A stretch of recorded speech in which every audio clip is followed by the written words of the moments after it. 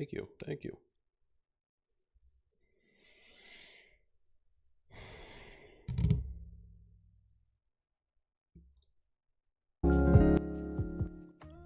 All right. Just want to do a quick live stream once again as a journal, just to journal my entries and stuff like that. Currently up 480 some bucks. I took some shorts yesterday, didn't play out. I think I shorted here. Was consolidating. Looked like it was going to give me a push up. Gave me a push up. And that's why I lost about 600 bucks. In profit about 400 bucks as we speak. We are at an area of resistance. The moment we break it, I have this little box here. Okay. The moment we break this box and we close to the upside significantly, I think we can also target the highs. But if we're going to break this box and flip it and confirm to the upside, I think that was probably the low and we can start uptrending. So I also have trades going on here on the $100 to $1 million challenge flip. Took some trades. Let me just give you a brief explanation here. Let's go to the hourly. The hourly should be hitting 50. I think that's what the 50 EMA is there as resistance.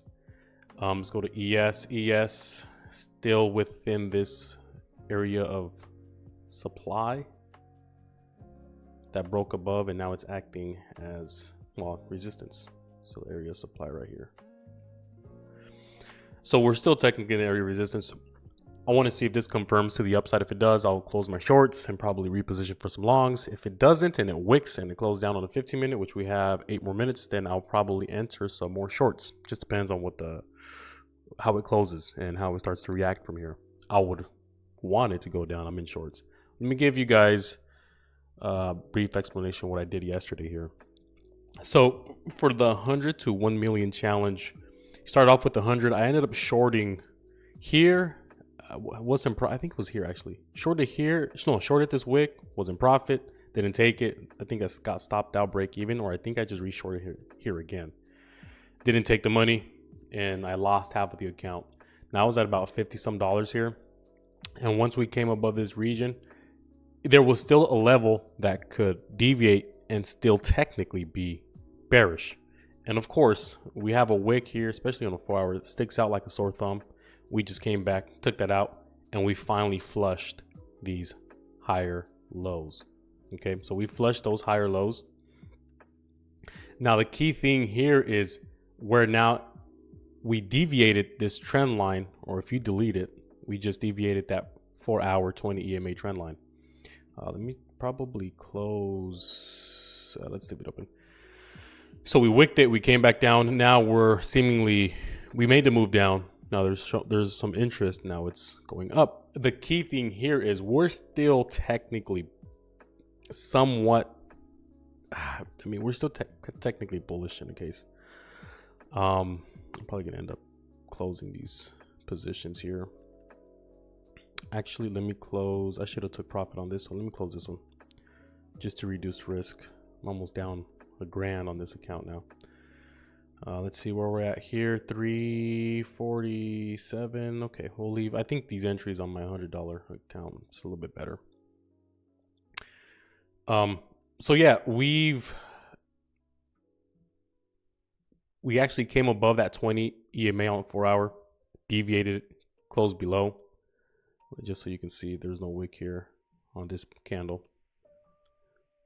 Came closed, rejected, news came up, rejected. Now it seems like we want to push up again. So we're neutral in this position. We're still technically bullish, but we finally had a break of the low.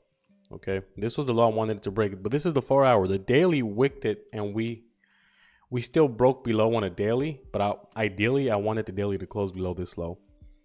So you can kind of give it it's a give and take. I still see it as a structure break or a piercing in structure.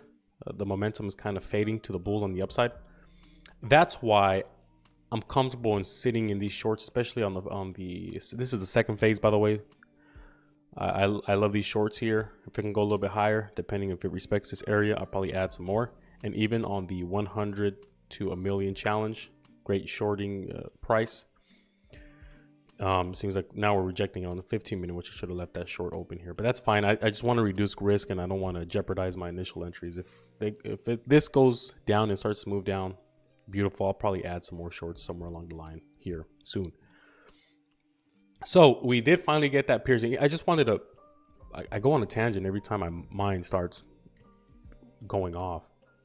So on the 100 to a million challenge, I ended up losing half of the account on this move because I had this short, didn't close, or I think I re-entered some shorts here, didn't close. I closed some out here, lost half, and then I re-entered some on the way down. And we finally got that beautiful move, that beautiful breaking structure, or the Pearson structure. I don't consider it a break yet because the daily technically hasn't closed below the last low, which is here.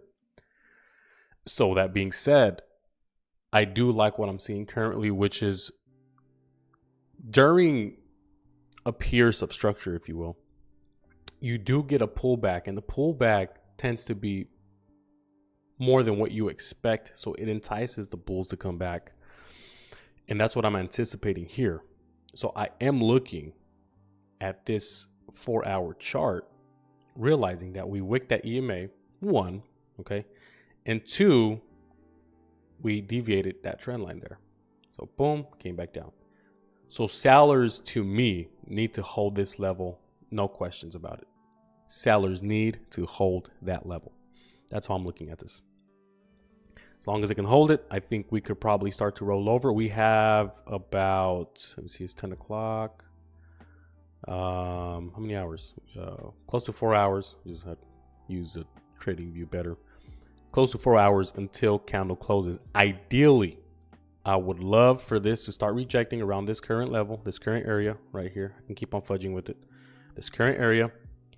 And if we can close below here, come, well, where's 3 o'clock here? Before here's 1 o'clock. Here's the daily open. So if we can really smash this back down here and close somewhere within this area before daily, I would be more confident in the short. Right now it does look iffy. It does look iffy because we would have to smash down here in the next 3 hours and a half. So the path for that would be something along these lines here. Now, normally I like to draw the path to see if it's reasonable or not. And let's go ahead and draw the path here. So in order, let's just say this is the top. Let's go to right here. So here would be the path. Kind of seems a little bit unreasonable. Market's starting to push up.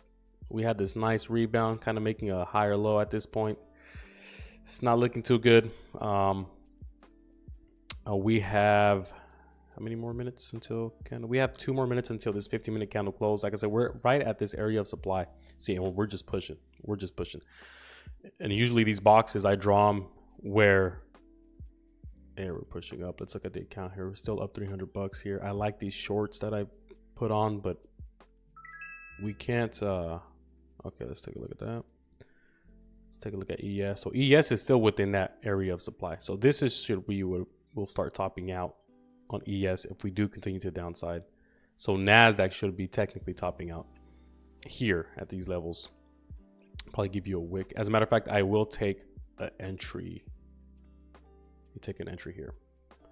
I will take an entry there just because I know my stops are really, as soon as this price breaks and we start to move higher, then I would not add more to this account. I would really want to see a break of this low and probably add some more. It's just too risky to add on a smaller account. So that's how I'm playing that. Let's go ahead and see. So I would really want to see that daily at least get close to that support and close somewhere within this area. That would give me the confidence to show me that the bulls, the bulls aren't as strong right now. I think the bulls are still in control overall, but they're just not as significant at this current moment.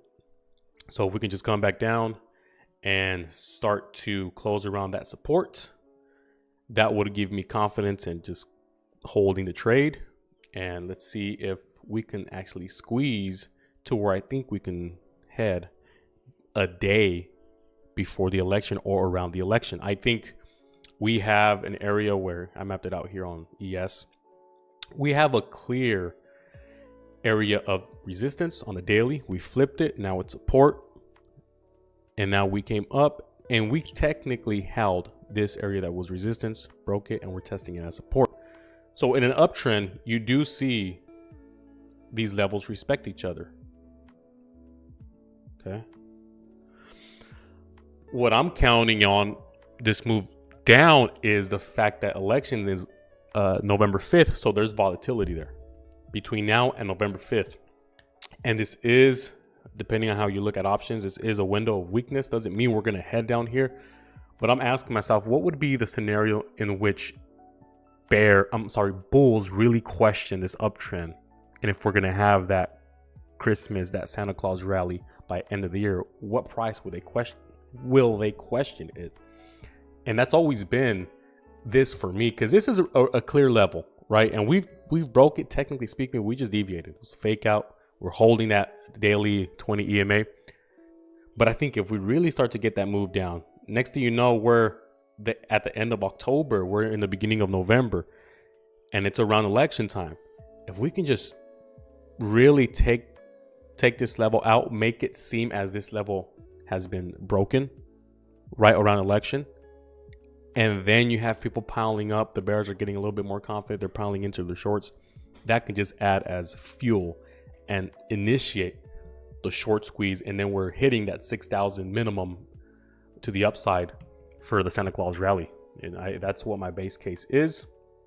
But you never know. This can hold. I mean, like I said, this is still a risky trade for me because you're trading against a trend. And the trend, you want to buy those EMAs, especially the daily EMAs, but it is tricky. It is tricky because the market's not going to just give you those beautiful retests like it did here. Nice little deviation, nice little retest, and then move up. But it can. Sometimes it could be that easy. So that's my thesis. That's why I like the shorts that I'm in so far. I really wanted to hammer home and let it go, let it dip a little bit more, where, like I said, people start questioning that bull thesis. Okay. So once again, just to wrap up this live stream, we've been live for about 12 minutes. Is it 12 minutes? No, we've been live for around, so I want to make this real quick. I don't even know. We've been live, for about 12 minutes, 13 minutes. Once again, let's wrap this up. Like I said, I like doing these live streams specifically as a journal, so I can look back and see where my errors were. So let me once again describe what I messed up on the 100 to a million challenge account. So once again, let's go to the 4 hour. You had here, I was shorting here thinking we were going to get that break in daily structure, and we couldn't move. Okay, we're going sideways while making higher lows. Now price moved up again, and I shorted again, and then it ended up squeezing higher to that 4 hour wick, which funny enough, it did that during this high here. So you had a wick here. This move took out that high, and then we reversed. I thought we weren't going to see that this time around, but sure enough, we came up, took out that high, and then we reversed. So note to self, when there's a wick that sticks out like a sore thumb and we're making higher lows in an uptrend, there's a good chance that strength, obviously the market is telling you that strength is still there. There's a good chance that we could fill that wick before downside, if that's what your thesis is in the short term. And I should have just played it to what the market was telling me. Like I always say, read the tape. It'll tell you. And it was making higher lows. So meaning it could squeeze a little bit higher. Where could it squeeze to? Obviously that high that was sticking out like a sore thumb. Took that high out. Added some shorts here. Added another short here. No, I added a short here, I believe, right below. And then I added another short somewhere around this area. And then we came down, made this move. Didn't take profit because I finally seen a piercing in 4 hour structure. Now we need to get that daily to move alongside that 4 hour and confirm that thesis for us. And hopefully, like I said, we can get that today.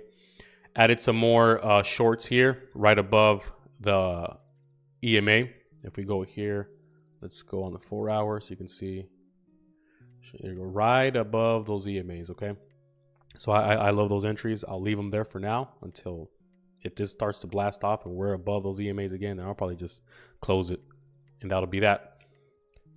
If we are able to get that close roughly at or below support, that would give me confidence to leave these trades open. And tomorrow we'll see if we finally get that break. And I do expect, like I mentioned, looking at ES, I do expect that path to be down here close to election. Election is on a Tuesday. So volatility here, like I said, move down, give you that break of support, if you were, that clean daily break of support, make shorts, make the bears entice themselves to add to their positions if they're not already short. And then we're going to get that squeeze, or that's going to act as fuel. Sorry. That's going to act as fuel for the bulls. And that's where we're going to start that short squeeze. So that's the thesis. See if it plays out. See where my NASDAQ is. NASDAQ short doing good now on this account. So 300K funded challenge as well. Passed the first phase yesterday. I had these shorts. Funny enough, before I end the stream, I had the shorts at above this high. And I shorted. I had limits. The limits triggered here. And it was like 30 lots. And then I was like, oh, shoot, I actually forgot I put limits there. And it triggered. And then I added more lots here, more lots. And this moved down. Yesterday is where I closed at about $26,000 profit, which is what I needed roughly to pass the first phase. Got my second phase account. And now we're roughly in profit about $200 above equity because I almost took $1,000 loss. So that's where we're at now. Everybody have a great Thursday. I'll probably see you guys tomorrow. Give you guys an update to see what the accounts look like and where price is at. All right. I'm out.